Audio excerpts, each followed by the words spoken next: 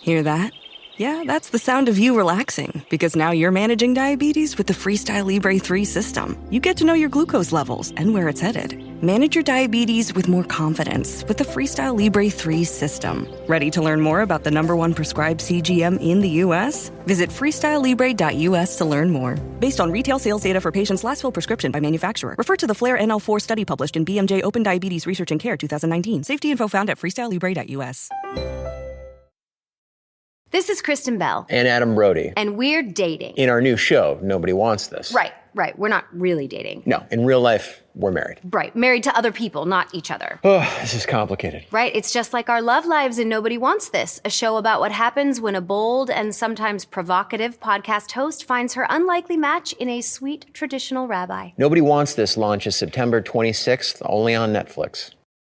Want to make a podcast? Spotify's got a platform that lets you make one super easily, distribute it everywhere, and even earn money, all in one place for free. It's called Spotify for Podcasters, and here's how it works. Spotify for Podcasters lets you record and edit your podcasts right from your phone or your computer. So no matter what your setup is like, you can start creating today. Then you can distribute your podcast to Spotify and everywhere else podcasts are heard. Video podcasts are also available on Spotify, and when you want to take conversations with your fans to the next level, Q&As and polls are the best way to get them talking. With Spotify for Podcasters, you can earn money in a variety of ways, including ads and podcast subscriptions. Ever since I discovered Spotify for Podcasters, I feel so supported in the creation and distribution of my show. Spotify for Podcasters hosts masterclasses, office hours, and more to help creators develop and fine-tune their skills.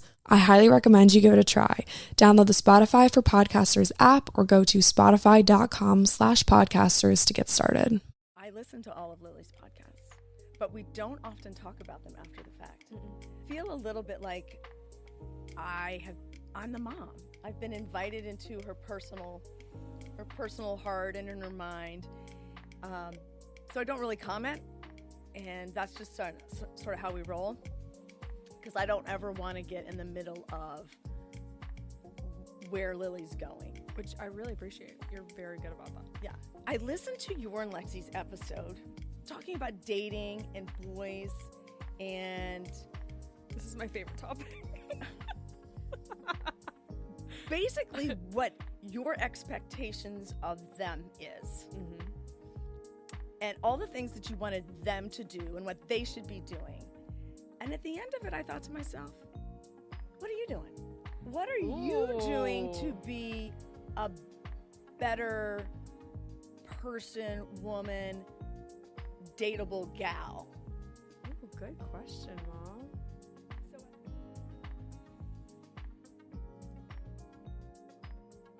Hey guys, what's up? Welcome to or back to 80/20. Thank you so much for clicking on this episode.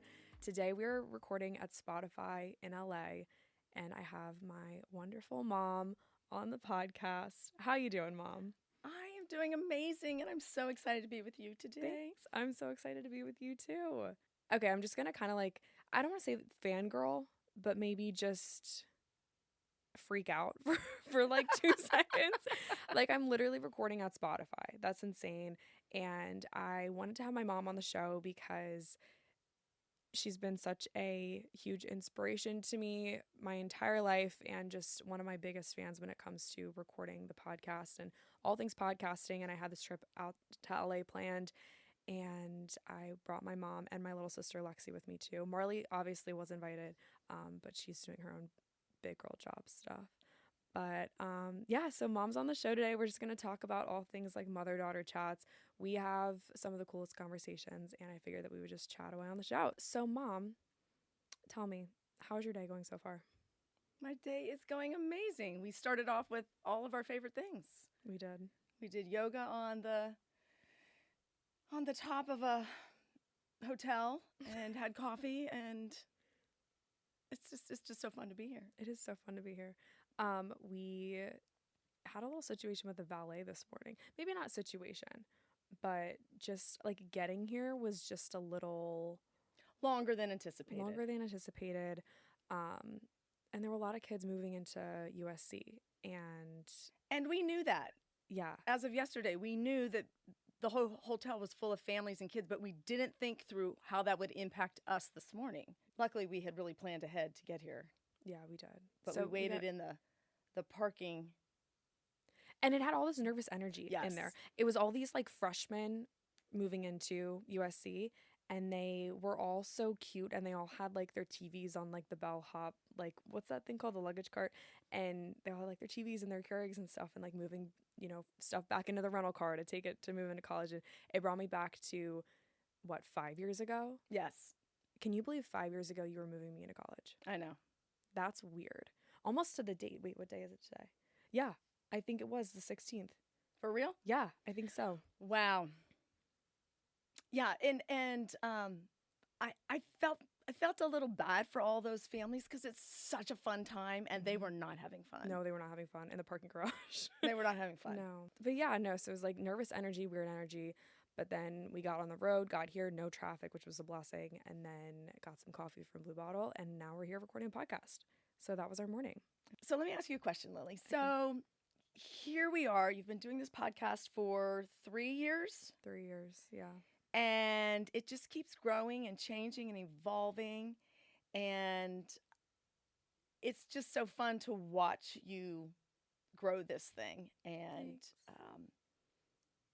I love the conversations we have and the way you weave some of these things into your conversations with your audience. And, you know, how do you feel in this moment? Oh my gosh. Do you feel like you've landed or you're just taking off? I feel like hopefully just taking off. Yes. Yeah. Good answer. Yeah. Okay. No, I feel super just grateful and excited for all the cool things that are coming. I had a friend text me this morning, and he was like, I don't know what time you're recording, and I don't know who you're recording with, but crushed it. You know, love watching you succeed. I actually got a couple messages like that, which is like just so sweet. And it's fun to it's fun how the podcast has brought people together, even in my own personal life. Like I have friends that joke about, I talked about this in an episode last week, but joke about being in the 80 or in the 20, and they'll ask me like, are you feeling in the 20 today or in the 80 today? And I'm like, oh, I don't know. What does that even mean? And then we just all laugh about it. And then I have the same conversations with listeners too. Like, you know, they talk about how I got this DM the other, I don't know if I told you this, but I got this DM from a listener, and she said that she had a family member pass away recently, and which is just really sad. And then she said, I found your podcast, and I forget which episode she listened to, but she said it's been one of the only things that's helped me feel better. Oh, right? wow. Yeah. And I was reading that, and I was like, what? Like just, you know, just talking and the power of storytelling and the connectivity, you know? She was probably handed the one she needed to hear. Right. Yeah. Yeah. In that moment. Yeah. So that was pretty cool. So hopefully just taking off. Good. Yeah. Absolutely. And it's fun to be here and just enjoy all that, you know, LA has to offer. Like we were just walking around last night and doing fun things and meeting people and talking to people and just like hearing everyone's stories. I think too, a big thing for me lately has just been really honing in on people's stories and sharing them, because I was the one talking on the show for like 2 years, not really, you know, bringing many guests on. And then finally I was like, you know what, I want to, you know, yes, obviously have solo episodes where I share kind of what's going on in my own life, but then also bring guests on and have a platform for them to share their stories too. So. Well, and it seems too because you're selective and highly in tune with who you want to share with your audience, that you tend to select the right people. Thanks. That need to deliver a complimentary message, or somebody that you learned from that you think your listeners could learn from too. Yeah. I love having people on that I know kind of a little bit more about their story too, not just like anyone random. Like just I feel like it's hard to have a conversation. I'm outgoing, I feel like, but I don't think I can talk to anyone, which is kind of weird. I don't know. What do you think? Do you think I can talk to anyone? I would love to hear your feedback on this. You could, but you might not want to. Yeah. No, that's true. But I love to have... You like depth. Yeah. You don't like to spend a whole lot of time on the surface stuff. Mm-mm. Like, We don't need to talk about the weather. We both know it's sunny outside. Let's move on. Right. Yeah. I have a thing where I accidentally go like too deep with my friends sometimes. I'm like, wait, why are we talking about this? Like, let's just like chill for a second. Okay, so let's talk about you for a second. Okay. We had a little conversation over coffee this morning where I knew that you were coming on the podcast, and I was like, let's talk about you as a 20-something. Okay. Because most of my listeners are, 21 to like 25. The ratio, I look every time and it pivots, but 20-somethings. Let's talk about 22-year-old you. Yeah, take it back to 22-year-old you. But it's not too far. I know. Take it back to 22-year-old you and share a little bit about where she was at in life. Well, she had graduated from college. She had gotten married, and she was ready to set the world on fire. And she was cocky and didn't have a whole lot of time for nonsense. She was all business and wound a little tight. Yeah, if I could go back and tell her just to loosen up, I would.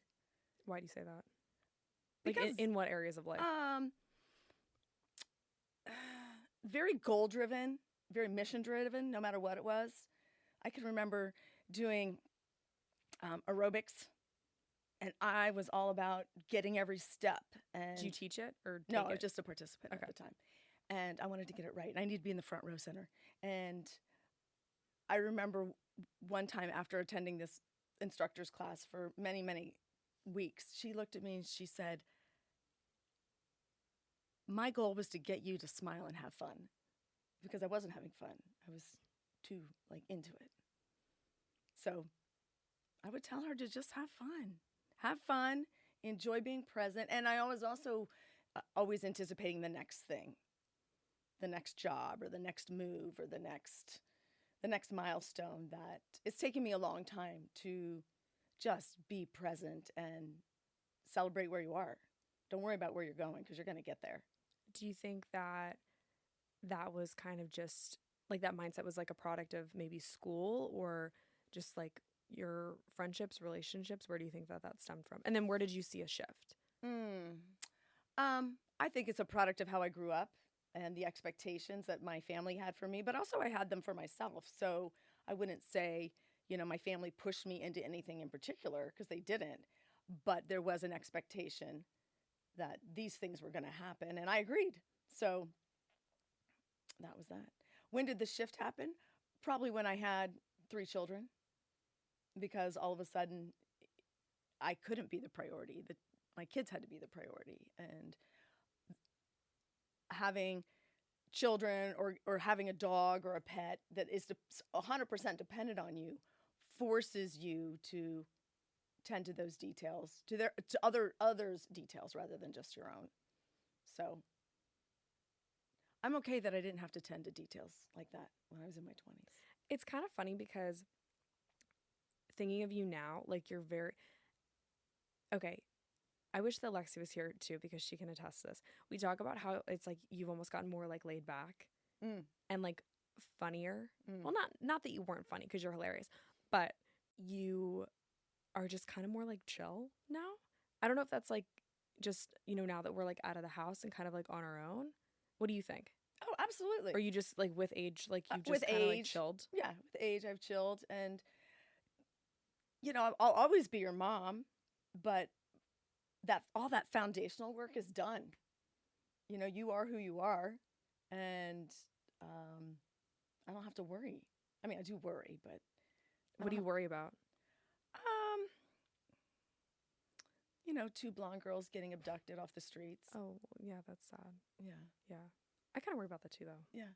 Yeah, for being real. I think we just all have to be aware. Super hyper Super aware. Yeah. Super aware. Absolutely. And not that you're living in fear, and I'm not living in fear for you, but trust me, I pray for your safety and your protection all the time. Let's face it, we're living our life by a phone, whether it's getting directions or working or I'm going to share a recipe with you, or let's use my camera, or I'm paying for something. Your medical information, it's all right here. So I think it's just important that we all just pause and note where you are, especially if you're in a new place. If you're going to an airport, okay, I can spot, I know where the bathroom is. I know there's a gate agent over there. You know, I know there's an exit door over there. Just kind of quickly know what's going on around you before you lock in. So if something happens, you won't have to look for that. You'll know where it is. Yeah. It's like when you sit down on the airplane, you notice, okay, where's the exit row? Right. Yeah. How many steps is it going to take me to go forward? How many steps will it take me to get backwards? Okay, I'm going back. Mm-hmm. Yeah. All right. Anyway, went down a little tangent there. Okay, so let's backtrack to 20-something you. What were you doing in your career? Because when I decided to leave my job, I remember we had a couple conversations where you were sharing with me your kind of career situation. We laugh and call you like a headset girl. Mm-hmm. Like you worked in sales, Mm-hmm. right? Okay. Tell us a little bit about that. Okay, so oh yeah, okay. So let's just say I was 25. 25, I lived here in Southern California, and I worked for a computer distributor. So at the time, if a retail store that was in the mall that sold computers needed software or parts or printers or whatever they needed, they would call a distributor. And I had my little headset on, and I had my accounts and my computer, and they would say, okay, I need to place an order today. And I had my accounts. And because I lived in Southern California, I worked from 6:30 a.m. to 3:30. Was that because of the time zone Yes, thing? So because my accounts were in Texas. Oh, okay. So when they rolled into work at 8:30, it was 6:30 my time, and I was ready to go. But yeah, I sat at my little cubicle with my headset on and took my orders and tried to upsell them. And So you had to be in your desk headset on at 6:30. yes, What was your morning routine like? it was lightning fast. You I- took the commuter van, didn't you? Not when I lived here. Wait, Wait, so- no, I did eventually, but my first job, I either drove myself or I carpooled with a guy that came from further south than I did. And he would just peel off the road and I'd jump in his car and we'd go. Where'd you guys live? At the time, we lived in San Clemente, Okay. and I drove up to Orange County. Okay. And then I worked for one distributor, and then I couldn't take it anymore. So I quit my job and I worked as a personal trainer for about maybe a year. And then I saw the downside of that, and I needed to make more money and I needed something more predictable. So I went back and got another job with a competitor, different distributor, and then I was traveling all the way to Los Angeles. So at the time we were living further north in Orange County. We lived in Irvine, and I traveled up here to El Segundo. And Okay. that's when I was in the commuter van. So that was really dark and ugly because it was a 15-person commuter van. I sat in the back row, center seat. So I had 2 people on my right and 2 people on the left, and I was in the middle There were 5 people in a row? in the back row. Ooh. Yeah. And there I was, sandwiched like this. And nobody talked. 15 people, nobody talked. Did you know their names at least? I think I knew Jim, the driver. Oh, really? Yeah. These people had been commuting for like their whole life. What was the time or the Oh, 6 a.m. no, like how far was the commute? Mm. Like minutes? It took like wise? an hour, Okay. but it was all stop and go. Okay. So I endured. I endured that. I endured my headset job. And then probably there a year, I don't know, 18 months, I can't even remember. And your dad was applying to law school. And I remember the day he called. I picked up my call at work, and he said, I got in. And I said, when do we leave? Because I couldn't wait to give my notice. How far was that time frame? Probably a couple months. Probably Okay. 2 months, maybe 2 more months. So you endured the headset job? I did. What I would- wasn't made for that job. No. Yeah. What would you say to someone who is currently working a similar situation, like shitty? It's a stepping shitty stone. Commute. It's a stepping stone. Okay. It's yeah. a stepping stone. I wouldn't, looking back, I'm glad I did it. I learned a lot. I made good money. It allowed us to do things as a young married couple living in Southern California. It showed me what I didn't want to do for the rest of my life. It was a straight up entry level sales job. So it's okay when you're 20 something, go do the entry level thing because you need to learn skills. Yeah. If you want to work in corporate America, you've got to start somewhere and learn how to be a corporate employee. Right. How to be in your desk, how to take lunch and be back on time. And I would say the structures, learning how to kind of like, map your day out and be productive and actually get stuff done in this a certain amount of time, set deadlines, and the networking piece too, I think was super helpful. And I think too, at least for me, I just viewed it as that was the first part of my day, and I couldn't wait for the second part of my day. Because that's when I got to do all the things that I like to do with the people I like to be with. So what was your second half of your day like? After I spent an hour in my commuter van, my car was packed with my gym clothes, and I went straight to the gym. And we belonged to a beautiful gym in Orange County, and worked out there. I showered there. Your dad would meet me there. Sometimes we'd eat dinner there, or we'd go out to dinner, and we'd roll home like at, 6:30, 7 o'clock. I'd do my laundry, pack my lunch, lay out my clothes because I had to get up at 4:30. And so it was very Groundhog Day. Yeah. It was like going to school. Yeah. Like, when you go to school, it's the same thing Monday through Friday. Mm-hmm. That's how I viewed my job. It's just like going to school. And I had no aspirations to be the team leader or the manager or any of that because I found it so like, can I just roll my eyes back in my head because this is so dumb. But that's okay. I needed that. Mm-hmm. So I think as I saw you work through your own work experience last year, I totally knew what you were going through, but you had to go through it. Yeah. You had to. And if you are in a tough spot, the only way is through. And I say that all the time. Like, you might be here and it stinks and you want to be there, but you don't get to just transport yourself. Mm-hmm. You have lessons to learn, people to meet, experiences you must have to be this person or do this thing.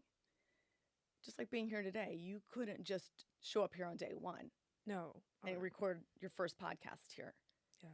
You needed to do all the other things first. Yeah, absolutely. And I think so much of your 20s is learning and lessons and experimentation or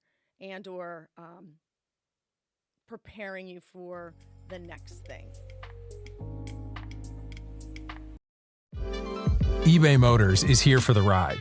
With over 122 million parts, you can make sure your number one ride or die stays running smoothly. Brake kits, LED headlights, bumpers, whatever your baby needs, eBay Motors has it. And with eBay Guaranteed Fit, it's guaranteed to fit your ride the first time, every time. Plus, at these prices, you're burning rubber, not cash. Keep your ride or die alive at ebaymotors.com. Eligible items only, exclusions apply.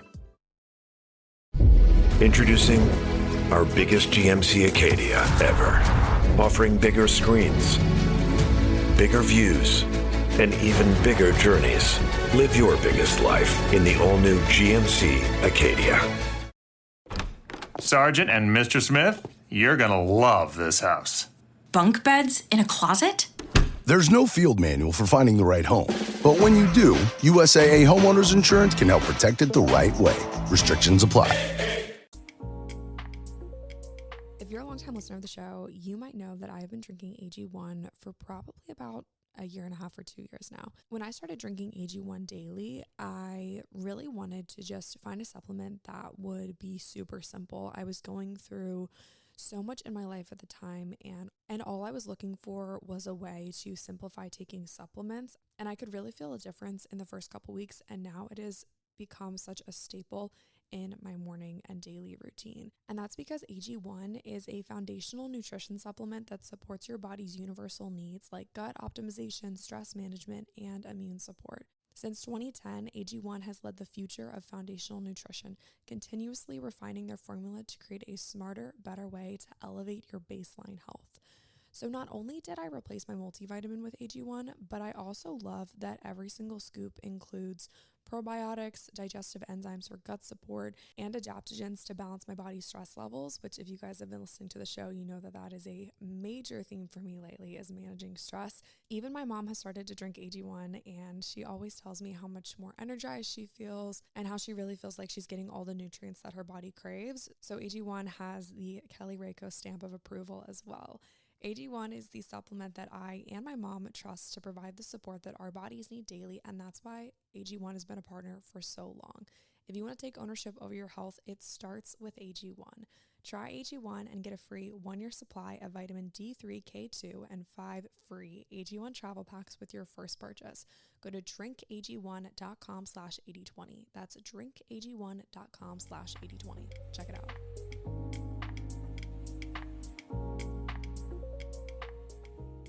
So what was the biggest, and there might be many, what was the biggest risk you took in your 20s? I think the first one I took was when I was working at the first distributor and I was coming undone in my cubicle and I quit my job to be a personal trainer. And I did it I just did it. And I knew it was a leap. And I knew it was going to be less money, but I just couldn't sit in that desk one more day. And then you may ask, well, then why did you go back to it? Because a little bit later, I needed the stability, I needed the income, I needed the structure again, and I knew how to do it. Yeah. And I knew it wouldn't be forever. So I'm not a real risky person. Like, I'm not an adrenaline junkie. You know that about me. Yeah. Like if you someone don't do says roller coasters. Yeah, if someone says, let's go jump out of the airplane, I'll say I did it once. I don't need to do it again. Yeah, I like my feet on the ground. Yeah. I like stability. I appreciate structure. I think the other risky thing I did in my 20s is I did a bodybuilding show. Okay, tell me more about that. Because I was talking to, oh gosh, who was I talking to? I don't know. Maybe it was Lexi. Anyway, we were talking about how you did bodybuilding, and we were thinking, like, that's such an interesting thing. So tell me more about the bodybuilding competition. The bodybuilding culture came out of here, out of Southern California. Were you here? Yeah. Okay. And I did it in the 90s. So there was no fitness as we see it today did not exist. Gyms were mostly designed for men. I had no problem entering a gym because I've always been in the gym. My dad always had a gym in the basement or the garage or wherever we lived. And so I knew how to lift weights. I did it a little bit as part of being a high school and collegiate swimmer. We did a little bit of weight training, but I was never afraid of the gym. So I had no problem in the gym. So, now I love the fact that you all can bravely go into the gym with confidence. My generation, not so much. Now they will, but back then they didn't. But anyway, why did I do it? Because your dad was deployed during the first Gulf War, and I needed something to do. So I'm like, okay, I'm going to do this. I still have to do, I told you, I had this job that I didn't really like, but this was the other half of my day, and I looked forward to it. And so it gave me something to do. So for 9 months, I trained for this show, and I did this show. It was in Laguna Beach, and it was risky because it's a lot to stand up there in a little tiny bikini and pose and flex, and I was tiny. I did the lowest weight class, so I'm not a small, tiny person, and so that was work in of itself, and I thought it was fun to use the diet to manipulate my body and to do the training, and I worked with a coach, and he's like, we're just going to bring you in like a show horse. And so I just kept that in the back of my mind. Okay, I'm a show horse. It was fun. I only did it once, and that was enough. Did you win? I got third. Okay. Third in the lightweight. Nice. Go, Mom. Yeah. It would have been fun to win, but that wasn't my goal. I just needed something to do. Yeah. And I like the idea of training for something But that was risky. I think it's good though to have some sort of goal on the calendar that's kind of like in the fitness or like athletic realm, because it gives you something to work towards. Oh, all the time. Yeah. Like, and I haven't had something on the calendar for a long time, but I'm gonna run a half marathon. I think I told you that. I didn't know that. Yeah, we talked about it at Megan talked me into it. Well, you told me you were starting to run again, and you were following a running program, but you didn't tell me you have a half marathon on the calendar. Yeah, in Ocean City, like end of October. No kidding. Yeah. Do you want to run with me? I came on this podcast. I wouldn't have known this. Yeah. Well, no, I do not want to run with you. Well, so we do this thing where I would love to run with you, but I can't run. That's okay. We don't tell each other things. I think what happens in our family, because there are 5 of us and we're not always all together, we have these conversations. Like I might have it 3 times, but I forget the last person. And so then it might be Lexi, and then all of a sudden we're talking, and she's like, wait, I didn't know we were doing that. The best though is that when someone is listening to the podcast and they're like, Lily, I didn't know that you were doing this or that. I'm like, well, I didn't talk about it. Yeah. I didn't. It's just funny when people find out things through the podcast. I think you and I are like that. Yeah. We don't always tell everybody everything. Well, and oftentimes it's like a quick email exchange that something happens, and then all of a sudden I'm like on a trip somewhere, or I'm, booked with something, and I don't know, and then stuff just kind of happens and I don't think about it. I'm just like, oh, I'm just doing it. I'm just doing just my life. Back to what you said about having fitness goals on your calendar. They don't always have to be events, but I think I agree with you. You got to put something out there. It's good. Like to have I'm going to do, I don't know. I'd like to do 5 Pilates classes this month, or I want to spend the next 3 months working on my my deadlift, and then that just becomes a focal point, because our physical bodies are how we traverse the earth, and they need to be strong and healthy. And so I hope, and I know that you know this because you're my daughter, but fitness isn't just something you do when you feel like it. In different seasons of your life, you need different things. So the fall time, what's the best, in your opinion, the best goal to have for a fall fitness goal? I think the best goal has to be something that you want to do and you enjoy doing. Life is hard enough as it is, so fitness shouldn't be a punishment. It should be something you enjoy. And I find it interesting when people don't like to do physical things, because I'm so physical, I don't understand that. Yeah, I can't wrap my head around it. So when people say, oh, I just don't like that, I feel like there's something. Well, but okay, here's the thing. A lot of times people will start doing a workout because they heard that it's like good for them. Yes. Or like there was a one specific workout brand that I've done before, and Lexi had someone that she was talking to that wanted her to come to this type of class, and I think that Lex should just try it herself, because she might really like it, but her hip I don't think is strong enough to do it. But that's beside the point. I didn't like this type of workout, and I kept trying to go, and I was like, oh, I need to go. Like, I've heard that this is so good. Like, everyone's had great results doing this. And I was like, but I don't like it. So why am I going to wake up at 6 a.m.? Why am I going to pay $40 for a class?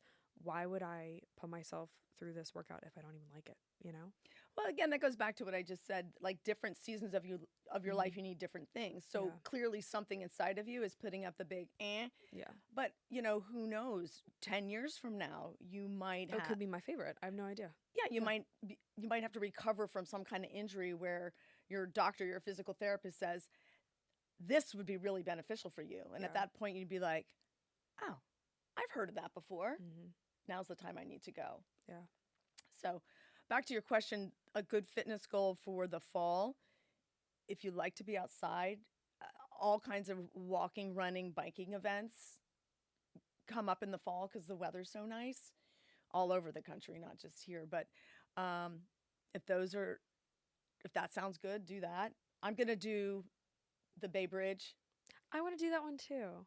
It's a 6-miler. It's a 10K. Yeah.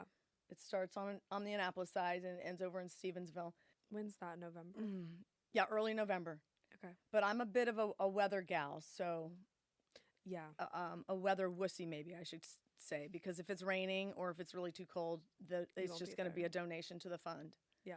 So for your listeners that don't know, the Bay Bridge is a span that goes from Annapolis on what we call the western shore of Maryland to the eastern shore of Maryland on the other side. And it's about, how long is the bridge? 4 miles? 3 miles? I mean, the run is 6 because they wanted to make it 10K, so it starts a little bit. I think the bridge is about 3. But it's very, very high. It's so pretty. And it's really pretty. If you've never seen it, just do a Google search, Bay Bridge. People call it the scariest bridge in the world, though. Yeah, Like, I don't think it's scary, but I don't think it's scary either. But a lot of people are afraid of heights and bridges. Yeah, and that's okay. There's a service that if you physically can't drive over the bridge, you just pull over and you can dial a number and someone will come and drive your car over. It's genius. It is genius. Should I work for them? I feel like I'm a Bay Bridge driver. Bay Bridge driver. I'm a Bay Bridge babe driver.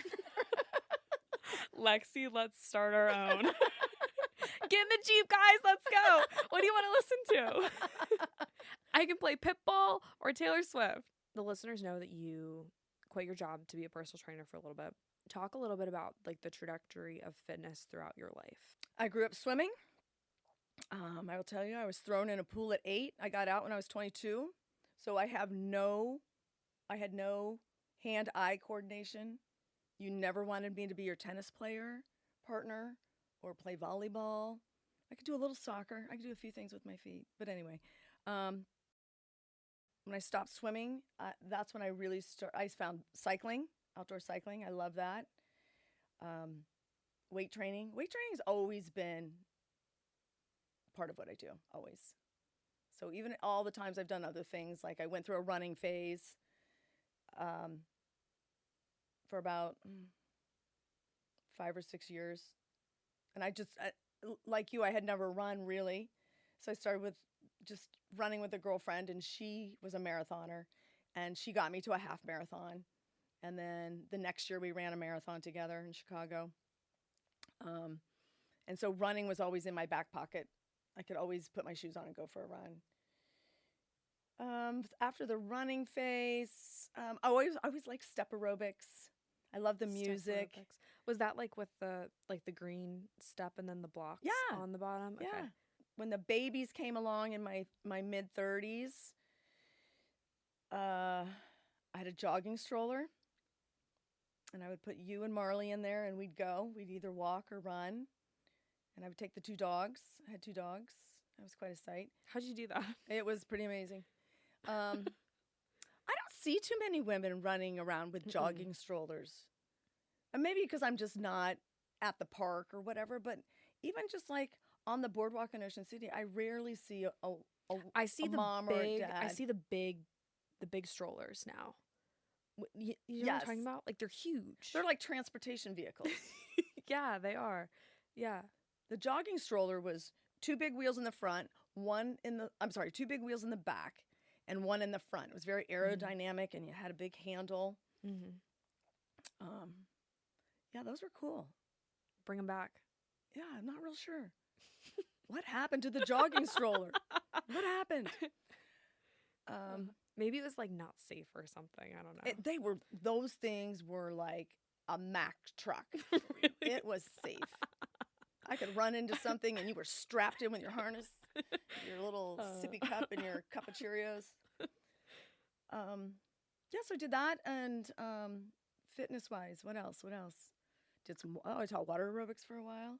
CrossFit. Oh, yeah, and then we, your dad and I founded the first CrossFit on the Eastern Shore back in 2006. Was it that? Yeah. Okay. Because Lexi was 2 or 3. Yeah. Wow.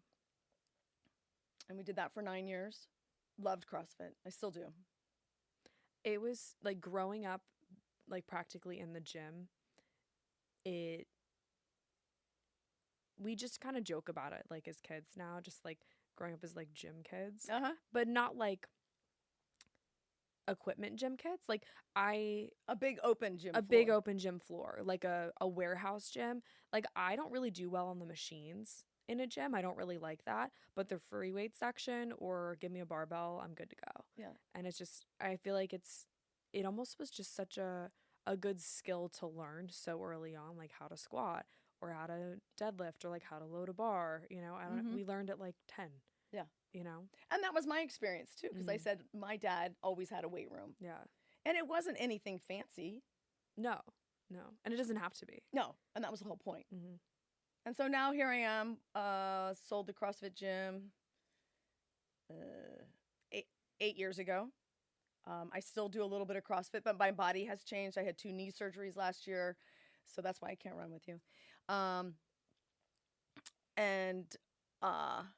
But strength is still my main goal, so I lift regularly. I do a lot of walking. I'm back on my bike, which is fun. I do yoga. Yeah. But I wouldn't call myself a yogi because I feel like to be a yogi, I would need to be a regular practitioner. Is that what you call it? A regular attendee. Or even just roll out my mat Yeah. at home on the regular, and I don't. Yeah. But I do enjoy it. It's good. Do you wish that you did more yoga? No. You're happy where you are? Because if I did more, then I'd have to not do something else. Yeah, that's true. But I also give myself permission that my 20-something-year-old self would not have done, which is if I don't have 30 minutes to do a 3.5-mile run, then I'm not going, because then what? It wouldn't be worth it. Now I would say to myself, yes, it would.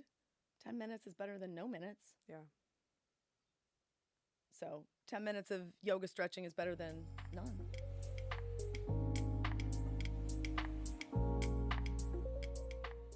Oh, can I ask you a question? Sure, absolutely.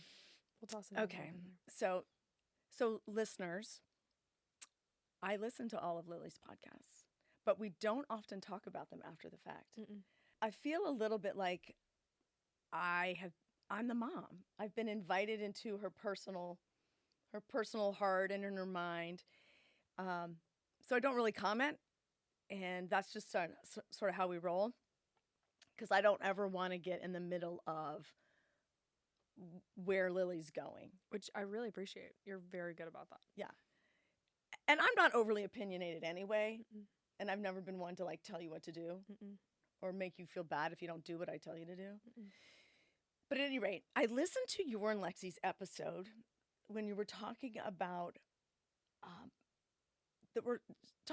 dating and boys, and this is my favorite topic.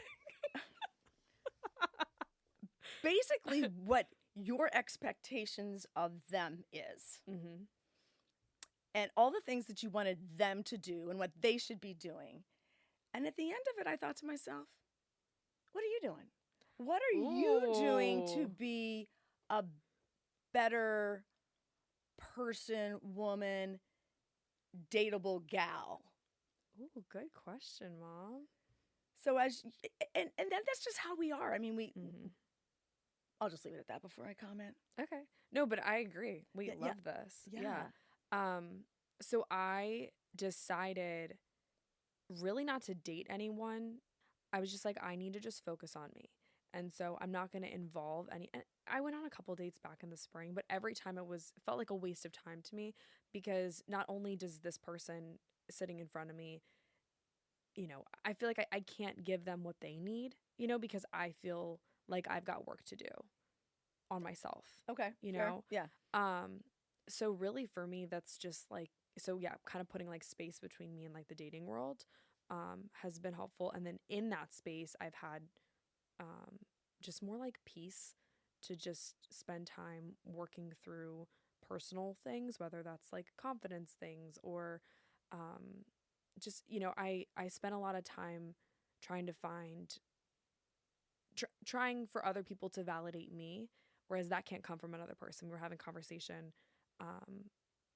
when we were sitting at those high tops tables the other night, talking about how, you know, your partner can't be everything for you and they can't fill every single space or every single role in your life. And so your partner obviously can give you a compliment or tell you that you look pretty, but they can't be your one and only source of validation.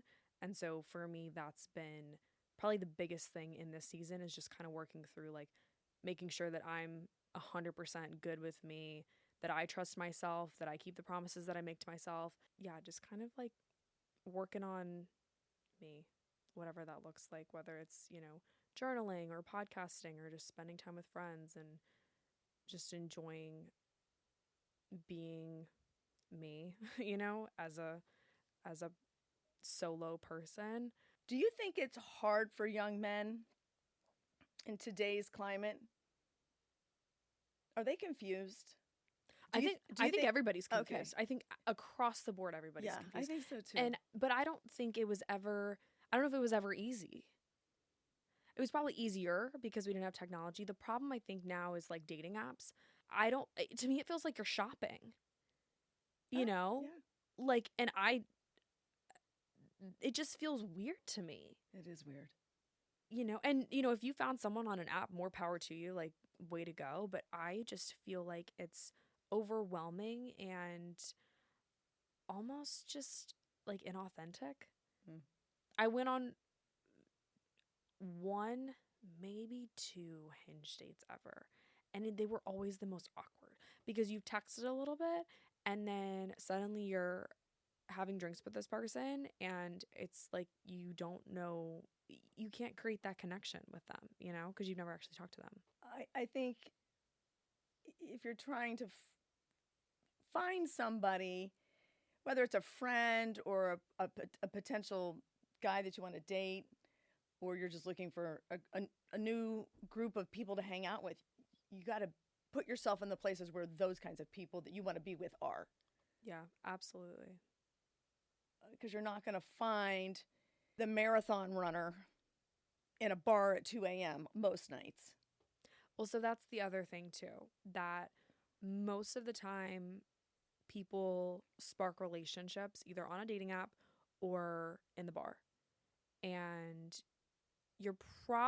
it'll be a very, very, very rare occasion that you would find a long-term friend or a partner in the bar, Yeah. But it happens. Yeah. It does. So, Yeah. I mean, we can't say it doesn't happen. In a bar, most people are under the influence of something. Yeah. So, which can help you, yeah, get a little chatty. Okay. But still. Someone's obliterated. Are you going to be attracted to a guy that's completely obliterated at 2 a.m.? Yeah, that's the guy. Well, but so that's the problem. Unless you're right there with him. Yeah, that's the problem. Okay. Yeah, I don't know. It's such a weird kind of, I don't know, like, do you feel like more 20-somethings are single now than they ever were? Or do you feel like it was always kind of like this, I don't know, because I mean, I have friends that are my age that are getting married. Yeah, I don't know. I don't know. I'm not really following the numbers enough, but I think, unfortunately, everybody has lost 2.5 years of their lives. Yeah, that's true. And for many people, it was a very pivotal period of their life. Mm-hmm. Where you should have been hanging out with young people, and instead you were hanging out with your mom and dad. Which I loved, by the way. We had a really great time. We had a great time. Yeah. So but still, it's a weird, the dating world's strange. And I also think that we put a lot of time and energy on talking about dating. Like, and I think it's important. Like, I mean, there are dating podcasts. There are, like, you talked about dating. I said, this is my favorite thing to talk about. Because Lexi and I talk about, boys and dating all the time. But I think that we put a lot of time and energy into talking about dating. And we should just be talking about, like, hanging out with our friends. Yeah. And, like, how can we be better as people? Yeah. I don't know. I don't think that's odd, but I think, how you navigate it and find like-minded people, therein is the challenge. Yeah. And I think that's really what the conversation is. How can I put myself in a group of people that are like-minded? Not just like me, because I don't think we want to be with people who are exactly like us, because we want people that are going to support us and help us grow and maybe see our darker side in a gentle, kind way and help us become less dark in our dark places. I think it would be abnormal not to have that conversation on the regular. About dating? Yeah. Yeah, I guess you're right. But I think we get hung up with it, like, what we want that other person to be. And it's much more fun to talk about that than, what are my dark sides that I need to fix? Yeah. Or not fix. I don't think we're not. But like deal with, and then bring someone else into those too. You know, because then it's like once you kind of know, like, okay, I'm a horrible cook, or yeah, like I have X, Y, and Z going on, and I know that about me, and I work on these things, and you know, now you know those things about me, so you can work on them with me, or I don't want to say deal with them, but you know, just be someone who can support you through that. Yeah, exactly. So, because if you have somebody, I mean, I can speak from my own experience. I had a guy in my life for a long time that was all about him. Yeah. And he never really asked much, or if I did achieve something, there wasn't a whole lot of cheering about that. Not that I needed a lot, but just some acknowledgement would be nice. Absolutely. And you know, then once I found your dad, he was like my biggest cheerleader all the time. And I was like, oh, this is important to me. I didn't know that at the time when it wasn't happening, but once it started to happen, I was like, oh, this is important to me. Mm-hmm.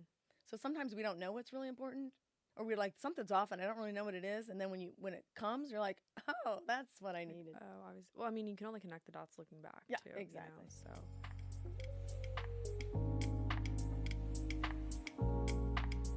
Couple hot seat questions for you. These are like rapid fire. Ooh, okay. And I don't have my list because I don't have internet, so they might not be as rapid fire as I hope they are. Okay. What is one song that is currently on your playlist, like the first one that you press when you get in the car? I can't think of that one because I've had the Morgan Wallen song stuck in my head. Which for Morgan 2 days. Wallen song? I think of the name of it. I'm thinking You Proof because you always have it's You Proof. Oh, is it You Proof? Yes, okay, because yeah. I was gonna I'm say, singing you always have the lyrics. You have You Proof. Yeah. Yeah, you have You Proof stuck in your head, or Heartache on the Dance Floor stuck in your head. Oh, it's been a while since John Party was stuck in my now head. John Party will be stuck in your head because I mentioned it. Okay, who's your celebrity crush?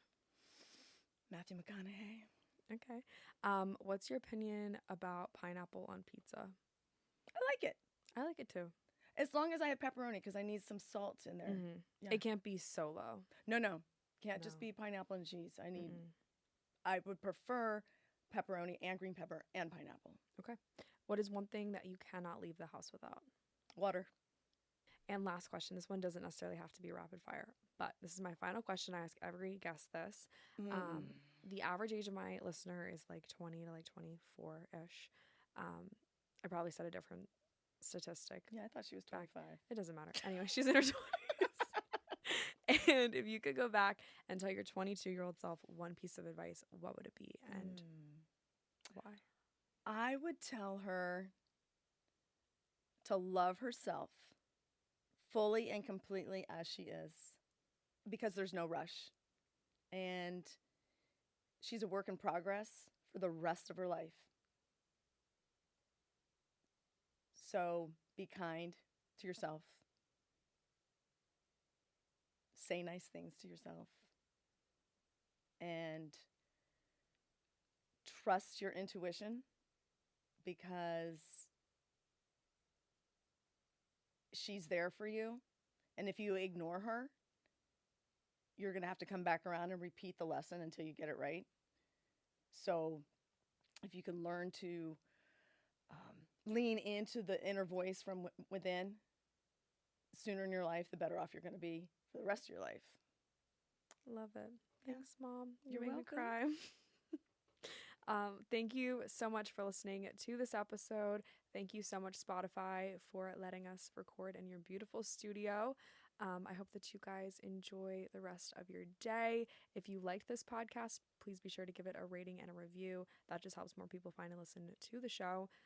You can follow me on Instagram if you want to. See more of me, see more of my mama. Is your Instagram open? You never really post, though. No, I really don't. No? Okay. Well, you can follow my mom, too, if you want to. She might approve Kelley you. Rakow. Kelley Rakow. And my Instagram is Lily Rakow if you want to check me out. That's pretty much all we have for you today. Thanks for listening. Love you. Love you, too. Good job. How'd we do? I think we